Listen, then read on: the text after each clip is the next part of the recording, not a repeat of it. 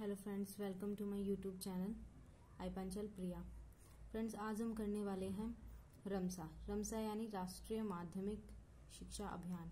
आप देख रहे होंगे अपनी स्क्रीन पर। ये होता क्या है? सबसे पहले तो हमें इसके नाम से पता लगना चाहिए कि ये है क्या। राष्ट्रीय माध्यमिक शिक्षा अभियान। माध्यमिक यानी कि सेकेंडरी एजुकेशन, मतलब सेकेंडरी एजुकेशन लाने के लिए नेशनल लेवल पर कौन सा अभियान चला गया? तो वो चलाया गया है राष्ट्रीय माध्यमिक शिक्षा अभियान यानी रमसा। शॉर्ट फॉर्म में इसको हम रमसा कहते हैं। माध्यमिक शिक्षा क्या है? माध्यमिक शिक्षा संपूर्ण शिक्षा प्रबंध का एक महत्वपूर्ण भाग है। यानी ये बहुत ही इम्पोर्टेंट रोल जो है प्ले करता है। माध्यमिक शिक्षा जो है ये 14 से 18 साल के जो बच्चे के लिए वो निर्धारित की गई है, क्योंकि उससे पहले तो बच्चा कौन सा एजुकेशन ले लेता है? प्राथमिक शिक्षा यानी एलिमेंट्री एजुकेशन बच्चा ले लेता है। उसके बाद उसके लिए इम्पोर्टेंट रहता है कि आगे की शिक्षा। तो ये कॉन्सेप्ट कहाँ से आए? ये जो है हम इसमें कर रहे हैं। शिक्षा के अधिकार ने तो क्या था कि राइट टू एजुकेशन ने प्राथमिक शिक्षा को जो है उसका सार्वभौमिकरण जो है वो कर दिया था। यानी कि उसको जो है मतलब लागू कर दिया गया था कि जो 6 से 14 साल तक के बच्चे हैं जो वो मुफ्त एवं अनिवार्य शिक्षा जो है प्रदान करेंगे, जो जिसको जो है सारे देश में लागू कर दिया गया था, पूरे भारतवर्ष के अंदर। अब एलिमेंट्री एजुकेशन तो हमें मिल गई। अब बात ये आती है कि एलिमेंट्री एजुकेशन से आगे हमें सेकेंडरी एजुकेशन जो है वो भी चाहिए होती है। तो डॉक्टर मनमोहन सिंह ने एलिमेंट्री एजुकेशन के लिए एक एम निर्धारित किया कि जो है हमें प्राथमिक शिक्षा के सार्वभौमिकरण के बाद जो ये हमारा नेक्स्ट स्टेप होगा।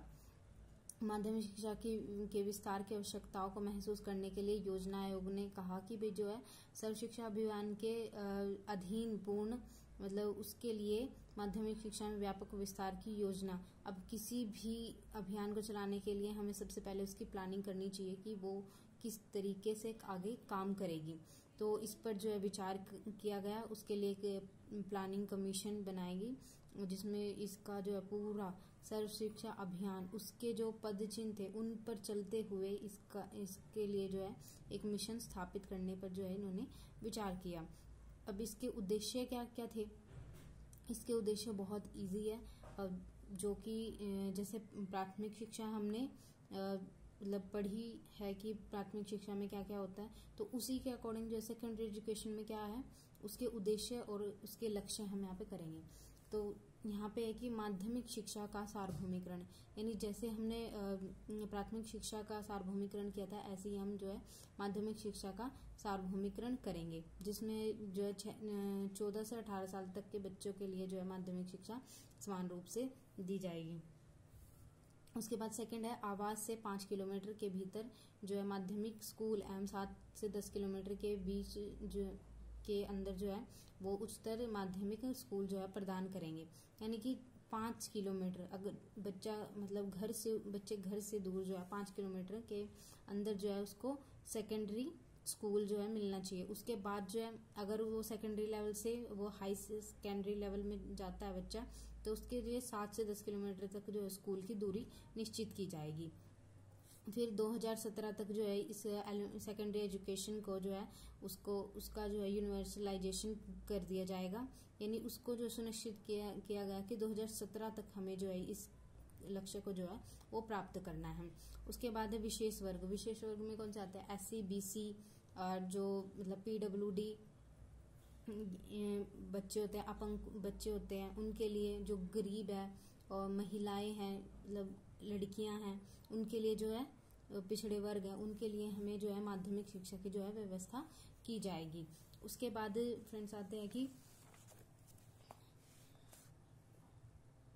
सभी माध्यमिक स्कूलों में भौतिक सुविधाएं, स्टाफ तथा सामग्री निश्चित करना, क्योंकि हमने माध्यमिक स्कूल तो स्थापित कर दिए। अब उनके लिए हमें सुविधाएं भी चाहिए बहुत सारी, जैसे ब्लैक बोर्ड पढ़ाने के लिए क्या चाहिए? ब्लैक बोर्ड चाहिए, प्रॉपर जो है उस संस्था चाहिए, कोई स्कूल चाहिए, उसके लिए इमारत चाहिए और पढ़ाने के लिए बेसिकली स्टाफ होना बहुत जरूरी है क्योंकि जब तक अच्छे टीचर नहीं होंगे तो उनको जो है अच्छी शिक्षा भी जो है प्राप्त नहीं होगी। तो ये लक्ष्य निर्धारित किया गया कि उनको जो है सामग्री सुनिश्चित कराई जाएगी, हर चीज जो शिक्षा के लिए अनिवार्य है।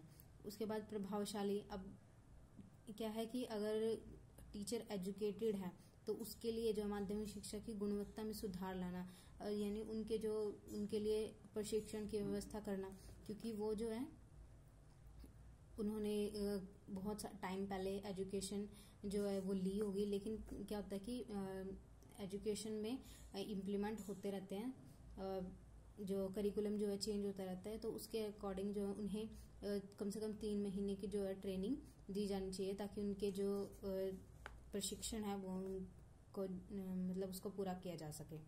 उसके बाद है कि माध्यमिक शिक्षा ग्रहण कर रहे सभी छात्रों के लिए सुनिश्चित करना कि अच्छी ग्रहण शिक्षा जो है वो ग्रहण कर रहे हैं, यानी पता होना चाहिए कि भाई जो माध्यमिक स्तर पर शिक्षा दी जा रही है वो अच्छी है या नहीं। उसके लिए कमेटी निर्धारित करते हैं, तो वो टाइम टू टाइम जाके वहाँ पे चेकिंग करती रहती है कि एजुकेशन वहाँ पे किस क्वालिटी की मिल रही है, गुड या बैड। उसके अकॉर्डिंग फिर वहाँ पे जो है कार्रवाई की जाती है। सामान्य स्कूल प्रणाली के दिशा में प्रगति करना, यानी कि मतलब उसकी डायरेक्शन कैसी होगी, मतलब जो एजुकेशन है वो वहाँ पे किस तरह की होगी, तो उसके लिए वहाँ पे जो है उसकी व्यवस्था करना। अगर लो क्वालिटी की है या मतलब वहाँ पे कोई कमी है तो उसमें जो है सुधार लाया जाएगा। स्कूलों तक पहुंच के लिए सुरक्षित एवं प्रभावशाली यातायात, अगर स्कूल लगता है कि दूर है तो उसके लिए जो यातायात साधन जैसे बस वगैरह जो सुरक्षित हो, उनकी जो सुविधाएं की जाएंगी। मुफ्त विद्यालय सुविधाओं का विकास करना, यानी कि उनको बच्चों को जो है विद्यालय में माध्यमिक शिक्षा जो है वो मुफ्त दी जाएगी। उनके लिए कुछ बच्चों के लिए माध्यमिक स्तर पर जो है छात्रवृत्ति का भी जो है प्रावधान किया जाएगा।